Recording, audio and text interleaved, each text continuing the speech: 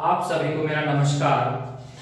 सर्वप्रथम मैं अपने साथी अध्यापक रजनी मिश्रा को श्रद्धांजलि अर्पित करना चाहूँगा।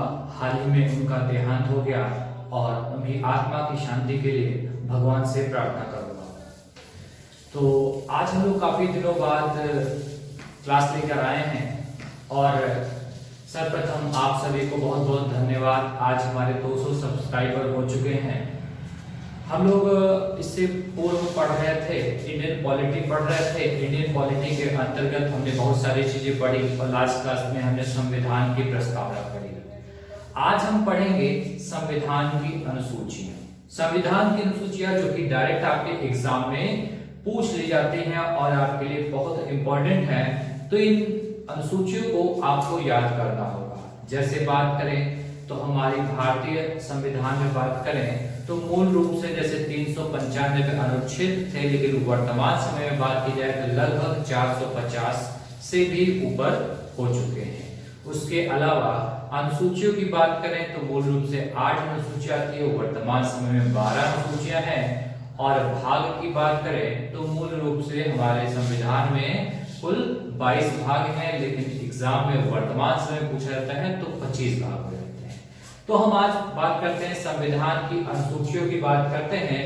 तो सबसे पहले हम बात करते हैं प्रथम अनुसूची। तो जब प्रथम अनुसूची की बात की जाए या प्रथम भाग की बात की जाए या प्रथम अनुच्छेद की बात की जाए तब क्या होगा? राज्य और संघ शासित प्रदेश। राज्य और संघ शासित प्रदेश। हम लोगों ने ज्योग्राफी की क्लास में पढ़ा कि हमारे भारत में कितने राज्य हैं और कितने संघ शासित प्रदेश हैं। तो इसी प्रथम अनुसूची में राज्यों और संघ शासित प्रदेशों की सूची के बारे में बताया गया है। ठीक है, तो कोई भी चीज की शुरुआत होगी, चाहे अनुसूची हो, चाहे भाग हो, चाहे संविधान हो, तो क्या होगा? हमारे भारत के राज्य और संघ शासित प्रदेश। उसके बाद बात करें अनुसूची 2। दूसरी अनुसूची की बात करें तो दूसरी अनुसूची में वेतन की बात की जाती है। ठीक है, वेतन सबसे पहले गठन हुआ राज्य और संघ शासित प्रदेश। उसके बाद हम बात करेंगे वेतन। अब बात करें वेतन, किसके वेतन की बात की जा रही है? तो पदाधिकारी। कौन से पदाधिकारी?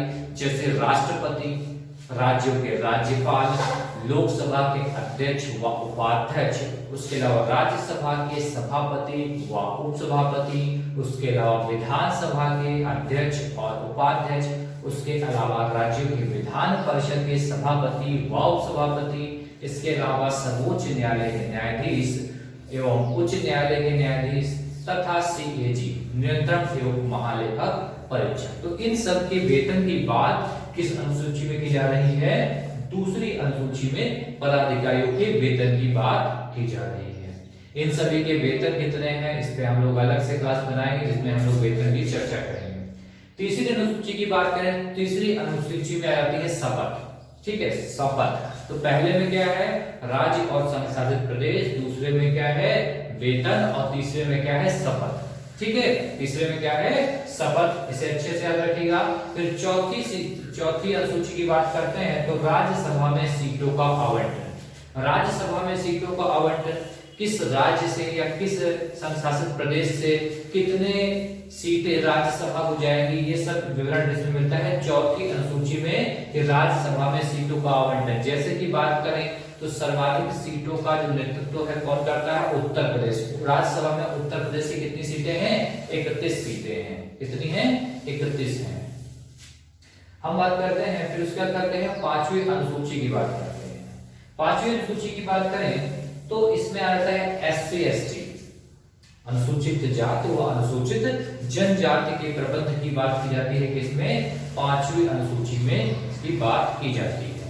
उसके बाद हम बात करते हैं छठी अनुसूची की बात करते हैं तो छठी अनुसूची में असम, मेघालय, त्रिपुरा, मिजोरम, अरुणाचल प्रदेश में जनजातीय क्षेत्र के प्रशासन के प्रावधान। ठीक है, अभी पूर्वोत्तर राज्य है, देखिए असम पूर्वोत्तर, मेघालय पूर्वोत्तर, त्रिपुरा, मिजोरम, अरुणाचल प्रदेश सभी क्या है? पूर्वोत्तर राज्य है। असम, मेघालय, त्रिपुरा, मिजोरम, अरुणाचल प्रदेश में जनजातीय क्षेत्र के प्रशासन के प्रावधान। एग्जाम में आपके क्वेश्चन पूछा भी गया है। अब हम आगे बात करते हैं सातवीं अनुसूची की। तो 7वीं अनुसूची में क्या कहा गया? संघ सूची, राज्य सूची व समवर्ती सूची। तो बात करें संघ, 3 सूचियां बनाई गई। संघ सूची की बात करें तो संघ सूची में मूल रूप से 97 विषय थे और वर्तमान समय में कितने विषय हैं? 100 विषय हैं। राज्य सूची की बात करें तो मूल रूप से 66 विषय थे और वर्तमान समय में कितने हैं? 61 विषय हैं। उसके अलावा समवर्ती सूची की बात करें तो समवर्ती सूची में 47, मूल रूप से 47 और वर्तमान समय में 52 विषय हैं। ठीक है, आगे क्या है सूचियां? जैसे संघ सूची है तो संघ सूची पे जितने भी विषय हैं उस पर नियम कानून अधिकार और जो खर्चा आएगा उसे कौन करेगा? संघ करेगा। ऐसे राज्य सूची में जो विषय है उन पर नियम कानून या जो भी खर्चा आएगा कौन करेगा? राज्य। और समवर्ती सूची ऐसे विषय जो सम्मिलित रूप से दोनों समान रूप से सम्मिलित होते हैं और दोनों ही उस पर राशि आवंटन कहते हैं। जैसे शिक्षा में क्या है? दोनों राज्य और केंद्र सरकार के सहयोग से होता है। ठीक है, तो शिक्षा किसमें आती है? समवर्ती सूची में। तो मूल रूप से समवर्ती सूची में 47 विषय थे, वर्तमान समय कितने हैं? 52 विषय। फिर बात करते हैं 8वीं अनुसूची की बात करते हैं। तो 8वीं सूची में है भारत की आधिकारिक भाषाएं। भारत की आधिकारिक भाषाओं की बात करें तो मूल रूप से हमारे संविधान में कितनी भाषाएं थी? 14 भाषाएं थी। वर्तमान समय कितनी है? 22 भाषाएं हैं। ठीक है, कितनी है? 22 है। क्योंकि बात करें जैसे कि 14 भाषाएं मूल थी, उसके बाद सिंधी को जोड़ा गया तो 21वें संविधान संशोधन द्वारा 1967 में क्या? सिंधी को जोड़ा गया। इसके अलावा बात करें कोंकणी, मणिपुर, नेपाली को 1992 में 71वें संविधान संशोधन से जोड़ा गया। उसके अलावा बोडो, डोगरी, मैथिली, संथाली को 2003 में 92वें संविधान संशोधन के माध्यम से जोड़ा गया। तो वर्तमान समय कितनी भाषाएं हो गई? 22। और इसका विवरण किसमें मिलता है? 8वीं अनुसूची में मिलता है।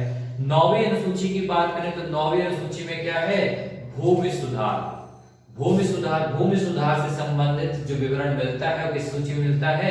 9वीं सूची में मिलता है। इसी से इंपॉर्टेंट पॉइंट बन जाता है कि 1951 में प्रथम संशोधन हुआ था। तो भूमि सुधार से संबंधित जो प्रथम संशोधन हुआ कब हुआ? 1951 में हुआ। फिर 10वीं अनुसूची की बात करते हैं। 10वीं अनुसूची में आता है दल बदल। ठीक है, दल बदल पे हम लोग चर्चा करेंगे, इसके लिए स्पेशल टॉपिक्स में बनाऊंगा।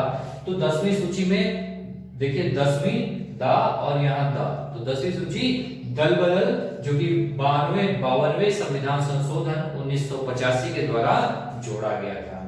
फिर 11वीं अनुसूची की बात करें, बहुत ही मोस्ट इंपॉर्टेंट है। हाल ही में पंचायत चुनाव आने वाले हैं तो इसी के अंतर्गत कराए जाते हैं। तो 11वीं सूची में क्या है? पंचायती राज व्यवस्था। 73वें संविधान संशोधन 1992 के द्वारा पंचायती राज व्यवस्था को शामिल किया गया। इसमें कुल 29 विषय थे। बहुत ही मोस्ट इंपॉर्टेंट है, अच्छे से पढ़ेगा।